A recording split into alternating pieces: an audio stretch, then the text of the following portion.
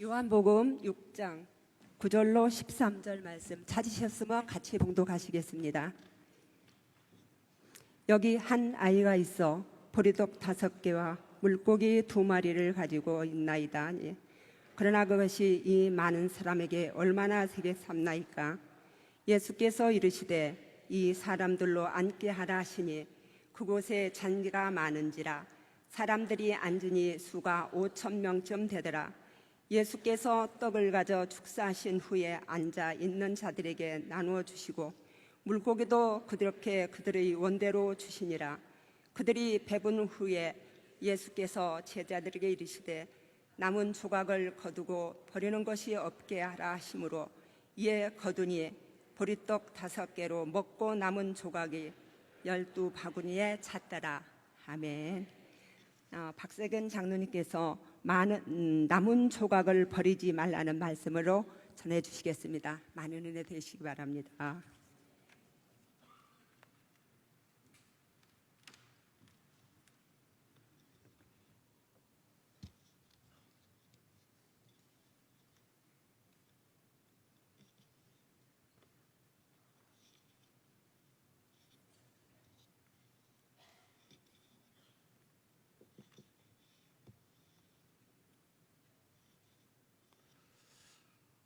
단상에 올라와서 이렇게 여러분들을 뵈니까 많이 떨리는 것 같습니다.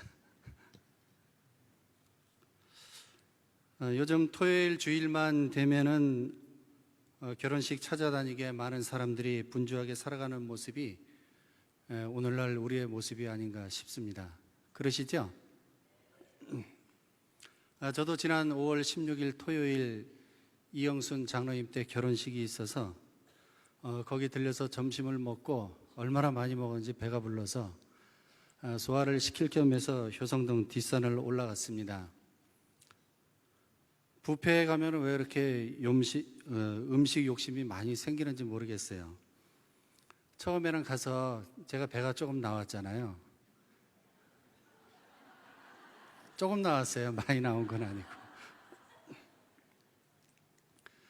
그래서 처음에는 조금만 먹어야지, 그 음식 하나씩만 먹자 이렇게 생각을 하고 가는데, 가면은 먹다 보면은 언제 그런 생각을 했는지 그런 생각이 싹 없어지고 먹다 보면 배가 터지게 먹고 오게 되는 것 같습니다. 그래서 늘 저는 사랑하는 아내에게 구박 아닌 조언을 받습니다. 제발 음식 욕심 내지 말라고. 저뿐만 아니라 여러분들 뷔페 가시면 다 그렇게 배 터지게 드시죠? 다 동감하시는 거 보니까 그런 것 같습니다. 그날따라 산에 오르니 푸르른 나무들의 색깔이 얼마나 곱고 아름다운지 혼자만의 생각을 하며 산행 중이었었는데 갑자기 전화벨 소리가 울렸습니다. 거기서 서신천 목사님의 음성이 흘러나왔어요. 장로님 뭐 하세요? 네, 집 근처 뒷산에 산행 중에 있는데 어쩐 일이시죠? 6월 평신도 주일 오후 예배 설교가 장로님들 순서에 따라 제가 올해에는 담당이라고 하시는 거였습니다. 그 얘기를 듣는 순간 산에 올라가는데 맥이 탁 풀리고 막 호흡이 가빠지는 걸 느꼈습니다. 그래서 정신을 차리고 처음에는 잘 준비해야지 하며 마음속으로 다짐을 하였는데 시간이 지나갈수록 얼마나 가슴이 뛰고 두근거리는지, 밥을 먹어도 소화가 잘 안 되고 그 얹혀있는 느낌, 그런 느낌 아시죠? 엊그저께 그 카타콤 금요일 저녁 담임 목사님 설교하시는 모습을 그날따라 더 유난히 보게 되더라고요, 제가. 근데 어찌 저렇게 원고도 보시지 않고 말씀을 잘 전하시는지 참 대단하다, 그렇게 느꼈습니다. 그때부터 왠지 모르게 또 가슴이 뛰기 시작하는 거예요. 굉장히 걱정스러웠습니다. 교회 학교하고 청소년 예배에 가서 설교할 때는 이렇게까지 긴장이 되고 걱정이 되지 않았었는데 성인 예배 설교를 담당하니까 굉장히 걱정이 태산이 같았습니다. 원래 설교 시간에 기도하시는 분들이 좀 있잖아요. 기도하시는 분 몇 분을 제외하면 모두가 다 저에게 시선을 집중하는데 이 시선이 굉장히 부담스러운 것 같습니다. 근데 오늘 이렇게 쭉 돌아보니까 다행히 은혜스럽게 기도하시는 분이 한 분도 안 계시네요. 참 감사한 것 같습니다. 몇 해 전에 의료 분쟁이 났을 때 이런 구호를 봤던 기억이 납니다. 약은 약사에게, 진료는 의사에게. 제가 어떤 말을 하실런지 다 아시겠죠? 설교는 목사님께. 유명한 목사님들이 하신 말씀들 중에 이런 말이 있었습니다. 좋은 음식은 담임 목사님의 설교를 통해서 먹고 간식은 자기를 통해서 먹으라는 그런 소리를 듣곤 하였는데, 오늘 제가 간식을 여러분들께 얼마나 제대로 줄 수 있나 몹시 걱정스러운 마음으로, 기도하는 마음으로 오늘 이 자리에 섰습니다. 우리 속담 중에 개구리 올챙이 적 생각 못한다라는 속담이 있습니다. 다 아시죠? 고려시대의 한 이야기를 전하겠습니다. 어느 마을에 벼슬을 살던 아비에게 아들이 한 명이 있었는데, 아버지가 벼슬을 하고 너무 잘 나가다 보니까 그 아들이 20살이 되기 전부터는 집안에는 여기저기서 혼잣말이 들어오기 시작했습니다. 그렇다 보니까 이 아들이 콧대가 세지고 얼마나 눈이 높아졌는지 웬만한 처자는 눈에 들어오지도 않아서 결혼이 계속 미뤄지고 있었습니다. 그러던 어느 날 아버지가 죄를 짓게 되어서 관직도 빼앗기고 옥에 갇히게 되는 그런 신세가 되어버리죠. 그랬더니 그 전에 그렇게 많이 혼잣말이 들어오던 것들이 하루아침에 정말 뚝 끊겨버렸습니다. 이 아들은 아버지가 옥에 갇혀 있으니까 가세가 기울고 또 자기 처지도 나빠져서 이제는 스스로 일을 하지 않으면 안 되었고, 그 높아졌던 콧대도 점점 낮아졌습니다. 그렇게 생활하고 있을 무렵에 이웃집에 지극히 평범하고 가난한 여인이 자기의 일을 열심히 도와주자 그 모습과 그 마음에 감동이 되어서 그 여인과 백년 가약까지 맺게 됩니다. 그러던 중에 이 아비가 지은 죄가 알고 보니까 누명이라는 것이 밝혀져서 옥에서 다시 나오게 되고 가문이 다시 예전처럼 일어서게 되었습니다. 이 아들의 마음도 같이 변해갔습니다. 그 가난한 시절 자기를 도와주던 여인을 버리고 부잣집의 딸과 다시 혼사를 맺기로 합니다. 이렇게 이야기가 끝나면 씁쓸하고 안 되겠죠. 벌을 받아야 되잖아요. 그죠? 근데 이 아비가 이번에는 정말로 나룻죄를 크게 지어서 유배를 갈 정도로 심한 벌을 받습니다. 그러자 사돈들도, 가깝게 지내던 친구들도 다시 다 떠나고 이 가문은 예전의 그 가난한 시절로 다시 되돌아간 것이죠. 이 아들이 땅을 치며 몹시 후회를 합니다. 가난한 시절 자기를 도와줬던 그 여인이 다시 생각이 났습니다. 그래서 그 여인을 찾아갔어요. 그 여인이 받아줬을까요? 안 받아줬죠? 네, 안 받아줬습니다. 이 아들은 그 아내와 모든 사람에게 버림을 받습니다. 그렇게 우울한 시절을 보내다 결국엔 홀로 생을 마감을 했다고 합니다.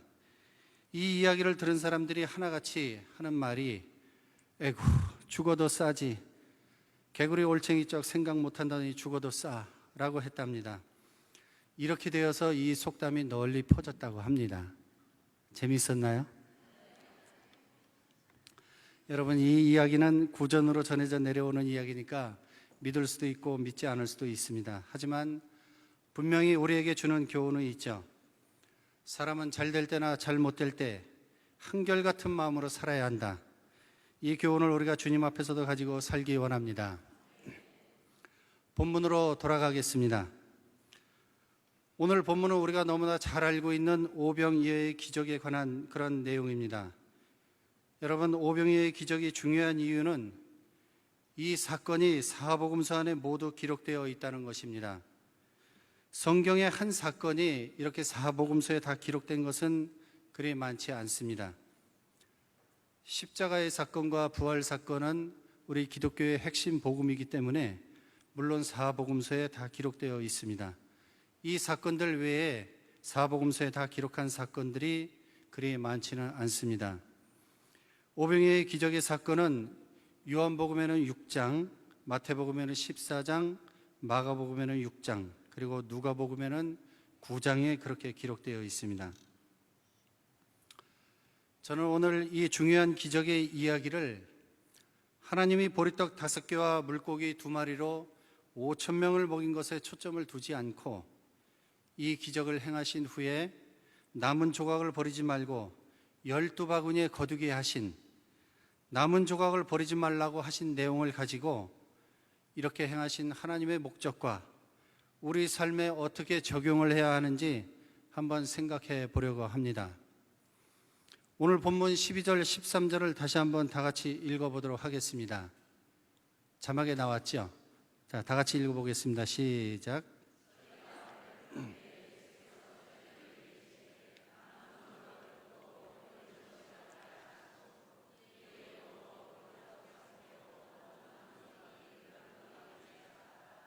아멘. 나머지 복음서에서도 마찬가지로 남은 조각을 12바구니에 거두었다라고 똑같이 말씀하고 있습니다.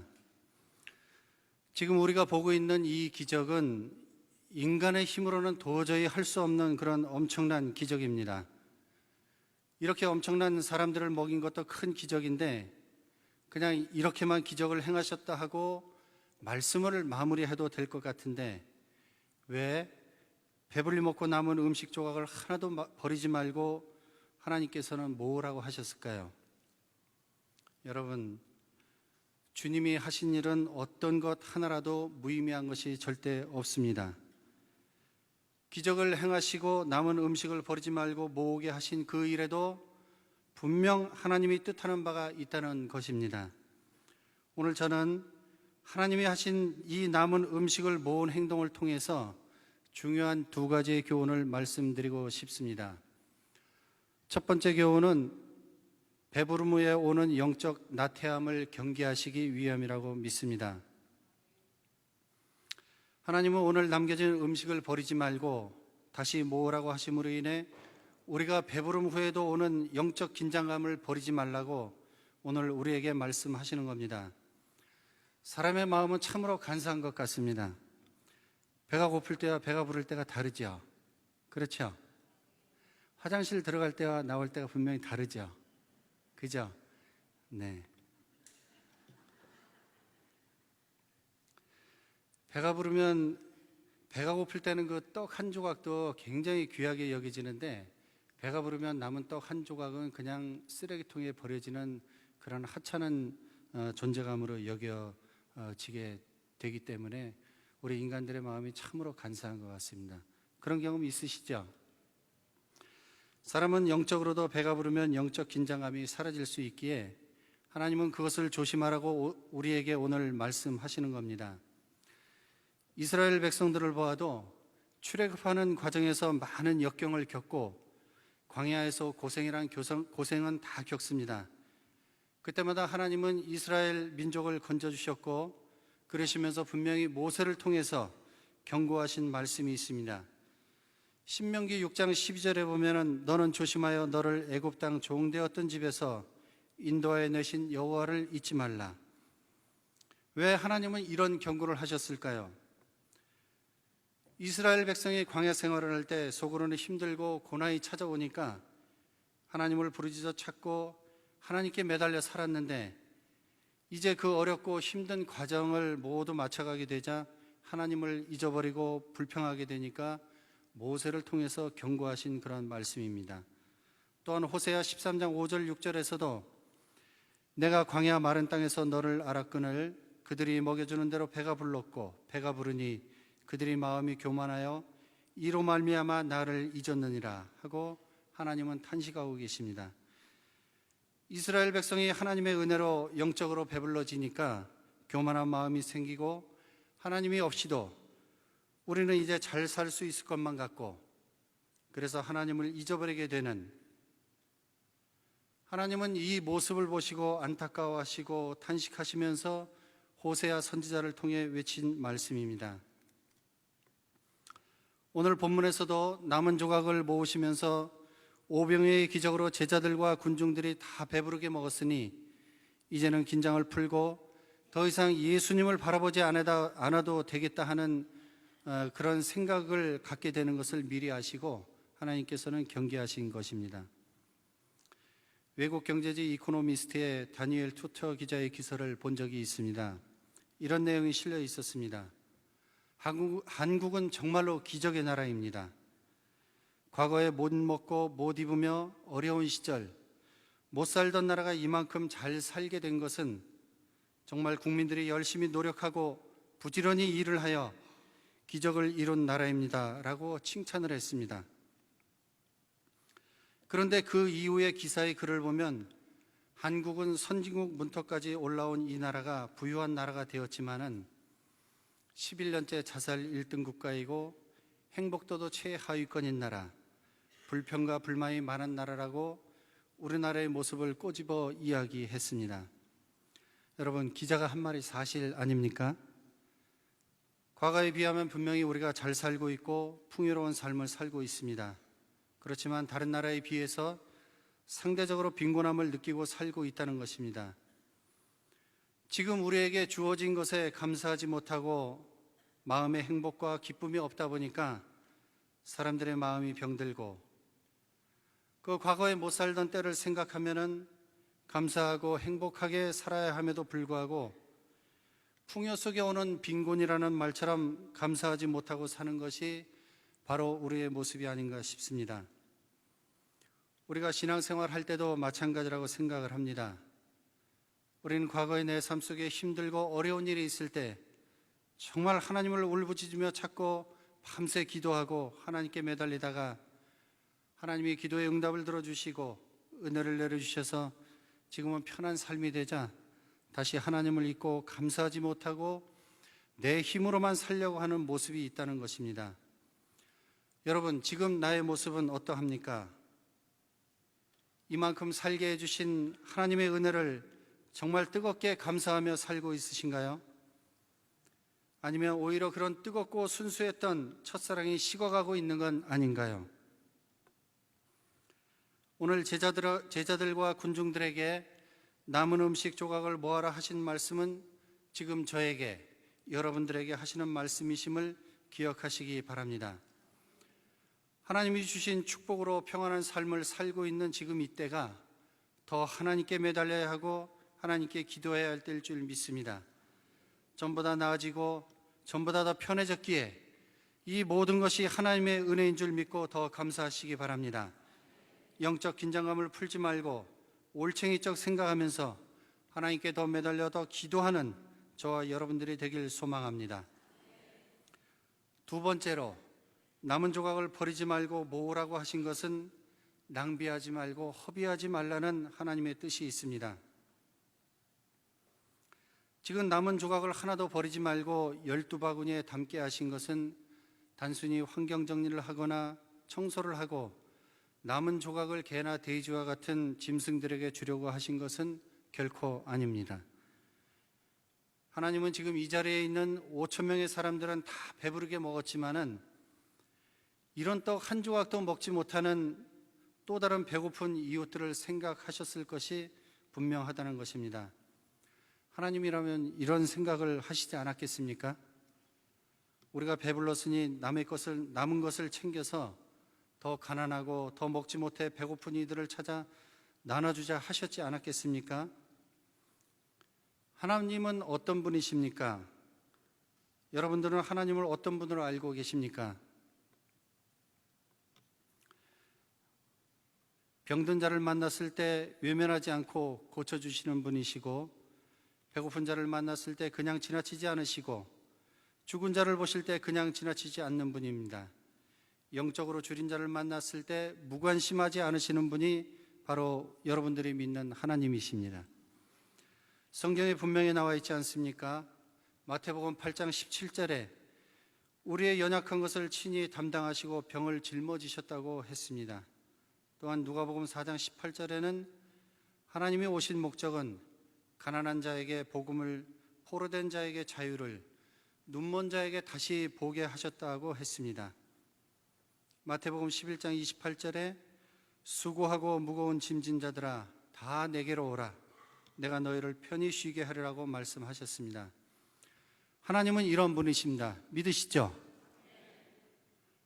일본과 우리나라를 한번 비교해 보겠습니다. 음식 문화를 한번 비교해 보면은 한국 식당과 일본 식당의 가장 큰 차이점은 음식 쓰레기 양에 있다고 합니다. 우리나라는 음식 쓰레기가 전체 식품 공급량의 약 19%인 500만 톤이고, 그 500만 톤을 금액으로 환산을 하면은 약 15조 원이 되고, 음식물 처리하는 비용이 한 해 4천억 원이 낭비되고 있다고 합니다. 여러분, 이것은 무엇을 의미하죠? 바로 이 낭비는 자연을 파괴하는 것이고 배고픈 이웃들에 대한 무관심인 것입니다. 우리가 조금만 절약하고 아낌으로 인해서 우리가 도울 수 있는 이웃은 너무도 많이 있습니다. 세계의 많은 구호단체들이 우리들에게 도움을 요청합니다. 내가 먹고 남긴 이 음식들이 아프리카 가난한 나라의 어린아이들 한 달치 식사가 된다고 도움을 요청하고 있습니다. 점심 식사 잘 하셨지요? 배가 터지는 건 아니고 배가 부르게 드셨지요? 음식 남기지 않으셨나요? 여러분, 우리의 모습을 돌아봐야 할 줄 믿습니다. 내가 지금 어떻게 하나님이 주신 자연과 모든 만물을 사용하고 있는지 돌아봐야 합니다. 저도 고백합니다. 솔직히 절약해야지 하면서도 못하는 것이 바로 음식물 절약 아닌가 싶습니다. 음식 앞에 욕심이 생기기도 하고 또 양 조절을 잘못하기도 해서 남기는 적이 많이 있습니다. 우리 국민성은 손님을 초대해 놓고 어떻게 해야 제대로 대접했구나 생각할까요? 아마 다 이렇게 생각하지 않을까 싶습니다. 아주 많이 음식을 준비해서 배부르게 대접하는 것이 도리라고 생각합니다. 그게 맞죠? 아닌가요? 맞죠? 최대한 많이 준비해서 먹이고 또 먹이고 배 터지게 먹으라고 권합니다. 그리고 밥 먹고 나서 과일 주고, 과일 먹고 나서 커피 주고, 심지어는 남는 것은 규격 봉투에 싸주시기도 하시고, 이것이 바로 우리의 현실이죠. 아주 좋은 미풍양속이라고 생각을 합니다. 그런데 여러분, 우리 주위에는 자신이 먹지 않고 입지 않고 남을 돕는 이들이 굉장히 많이 있습니다. 또 한 가지 예를 들어보겠습니다. 울산시 동구 대성동 주민센터에 어느 날 60대 남성분이 찾아와서 봉투를 건네시고는 말없이 사라졌다고 합니다. 그래서 그 봉투 안을 열어보니까 현금 105만 원과 편지가 들어 있었습니다. 그래서 동사무소 직원들이 너무 감사하고 해서 어떤 분이신가 한번 수소문해서 찾아보았다고 합니다. 찾고 보니 굉장히 놀라웠습니다. 동네에 있는 시장에 간판도 없이 야채 장사를 하고 있는 60대 노 부부였다고 합니다. 그 편지에는 얼마 되지 않은 적은 돈이지만 어려운 이웃을 위해 써달라 이렇게 쓰여 있는데, 본인들이 하루 장사해서 남는 돈도 얼마 안 되지만은 조금씩 절약해서 아껴서 그 모은 돈을 불우이웃을 위해 써달라고 내놓았다는 이야기가 전해진 적이 있습니다. 하나님께서는 오늘 우리에게 원하시는 모습이 바로 내 이웃을 돌아보는 모습이라고 생각을 합니다. 어떤 거창한 모습으로 이웃을 돌보는 것이 아니라 내가 가지고 있는 것 중에 남은 것, 절약할 수 있는 것, 아낄 수 있는 것을 가지고 남을 돌보기를 원하고 계십니다. 세상 사람들도 내 것을 포기하고 내려놓으면서 이웃을 돌보는데, 그리스도인인 우리들은 그들처럼은 다 못해도 나의 남은 것을 가지고 이웃을 돌보는 삶을 살아야 되지 않겠습니까? 여러분, 남보다 건강하십니까? 내가 남보다 젊습니까? 내가 남보다 여유가 있습니까? 내가 남보다 재주가 더 있습니까? 여러분, 남은 것을 가지고 얼마든지 도울 수가 있습니다. 단지 우리가 어떻게 도울 수 있는지 생각을 안 해서 못하는 것이죠. 우리 교회 반찬 나누리 동호회가 대표적으로 이런 모습을 보여주고 있다고 생각을 합니다. 토요일 남들은 좋은 곳을 찾아 떠나고 놀러가는 시간에 아침 일찍이 나와서 정성스럽게 이 반찬 저 반찬을 만들어 이웃들에게 나누고 있습니다. 그분들의 손길이 참 귀하고 고마운 분들입니다. 오늘 말씀에 많은 군중들은 남은 것을 어떻게 처리할지 생각을 안 했지만은 하나님은 분명히 생각을 하셨습니다. 우리는 군중의 눈과 마음이 아닌 하나님의 눈과 마음을 가지고 살아야 할 줄 믿습니다. 예수님의 눈과 마음을 가지고 살아야 할 줄 믿습니다. 야고보서에는 선한 일을 알고도 행치 않는 것이 죄라고 말씀하고 있습니다. 여러분, 하나님께서는 우리 모두의 삶 속에 오병이의 기적과 같은 기적으로 우리의 삶을 축복해 주셨습니다. 하나님을 믿는 그리스도인들은 이것을 잊지 말고 깨닫고 더 겸손하고 더 감사하고 더 하나님의 은혜를 갈망하며 주님을 의지하는 삶을 살아야 할 것입니다. 오늘 나오미 여성교회 주간 예배로 드리고 있습니다. 아침에 우연찮게 김정희 권사님을 만났습니다. 오늘 주간 예배 전 어디 봉사를 하셨나요? 하고 여쭈었더니 교회 계단 주변을 청소하셨고 앞으로 한 달에 한 번 청소하시겠다고 하셨습니다. 바로 이러한 모습들이 우리들의 영적인 나태함에 빠지지 않게 노력하는 또 하나의 모습이라고 저는 생각을 합니다. 오늘 말씀을 통해 우리는 두 가지의 교훈을 생각해 보았습니다. 영적인 나태함에 빠지지 말고 남은 조각을 허비하지 말고 잘 사용해서 나보다 더 힘들고 어려운 이웃들을 위해 섬기고 사랑하고 도움을 주는 저와 여러분들이 되기를 간절히 소망하겠습니다. 기도하겠습니다. 언제나 우리를 사랑하시고 오병이의 기적과 같은 축복으로 함께 해주시는 주님께 늘 감사드립니다. 말씀을 같이 나누면서 영적인 나태함에 대해서 경고하시는 주님의 음성을 모두 듣고 깨어 기도하는 우리 모두가 되게 하여 주시옵소서. 어려운 이웃들을 돌아보는 마음도 허락하여 주셔서 항상 베풀고 돕는 마음을 통해 그리스도의 삶을 실천하는 우리의 모습이 되게 하여 주시옵소서. 나를 사랑하시는 예수 그리스도의 이름으로 기도드립니다. 아멘.